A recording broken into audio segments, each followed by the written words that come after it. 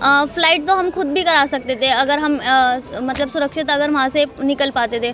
Main motive ये होना चाहिए था हमारी इंडियन एम्बेसी का या सरकार का कि हमें वहाँ से निकाल के आना। और इंडियन एम्बेसी की वजह से उन सब यहाँ पे सबको ये न्यूज़ मिल रही थी कि इंडियन एम्बेसी ने हमारे लिए ट्रेन्स लगाई है। ऐसा कुछ नहीं था। हम अपने रिस्क पे अपने बंकर से बाहर निकले। फिर उसके बाद हम हंगरी के बॉर्डर तक पहुँचे और फिर उसके बाद वहाँ से हंगरी के मतलब हमें बॉर्डर क्रॉस किया गया। उसके बाद में वहाँ पे भी कोई इंडियन एम्बेसी का मतलब कोई भी नहीं आया था हमें लेने के लिए। फिर हमने ट्रेन पकड़ी और यूक्रेनियंस जो है वो इंडियन स्टूडेंट्स को चढ़ने नहीं दे रहे थे और वो फायरिंग कर रहे थे। मतलब हॉस्टल भी जो है वो वहाँ पे फुल हो चुका था। उन्होंने बोला कि आप अपने खुद से पे करके आप कहीं पे हॉस्टल ले सकते हो। फिर उसके बाद हमने हॉस्टल लिया, 2 दिन वेट किया, देन हमें जाके फिर हमारी कल की फ़्लाइट हुई है। हम देखा जो भारत सरकार ने चलाया है ऑपरेशन गंगा, इसके तहत आप फ्लाइट से दिल्ली पहुंचे हैं, इसके बारे में क्या कहना चाहते हैं?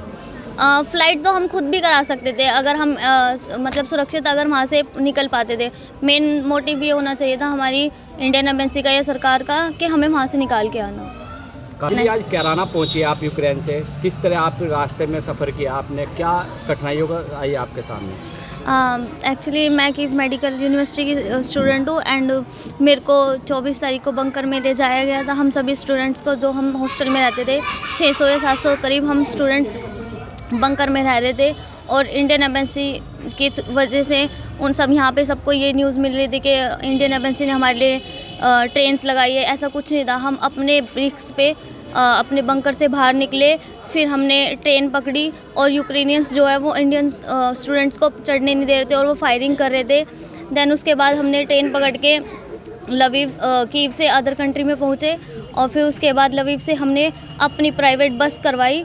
उसके बाद हम हंगरी के बॉर्डर तक पहुँचे और फिर उसके बाद वहाँ से हंगरी के मतलब हमें बॉर्डर क्रॉस किया गया। उसके बाद में वहाँ पे भी कोई इंडियन एम्बेसी का मतलब कोई भी नहीं आया था हमें लेने के लिए।